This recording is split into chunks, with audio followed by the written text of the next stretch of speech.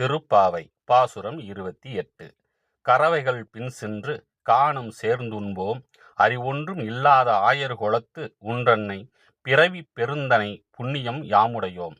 குறை ஒன்றும் இல்லாத கோவிந்தா, உந்தன்னோடு உறவேல் நமக்கிங்கு ஒழிக்க ஒழியாது.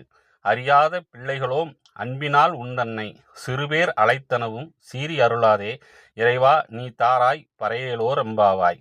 இதன் பொருள்: குறையே இல்லாத கோவிந்தனே, நாங்கள் பசுக்களின் பின்னால் சென்று அவற்றை மேய்த்து தயிர் சாதம் உண்பவர்கள். எங்களுக்கு அறிவென்பதே இல்லை. ஆனால் ஒன்றே ஒன்று மட்டும் எங்களுக்கு தெரியும்.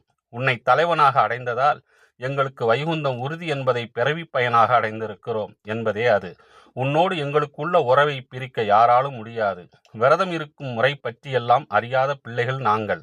அதுபோல் கண்ணா, மணிவண்ணா, கருணாகரா என்றெல்லாம் உன்னிடமுள்ள உரிமையின் காரணமாக ஒருமையில் அழைத்தோம். அதற்காக கோபித்துக் கொள்ளாதே. எங்கள் இறைவனே, எங்கள் நோன்பை ஏற்று அருள் தருவாயாக.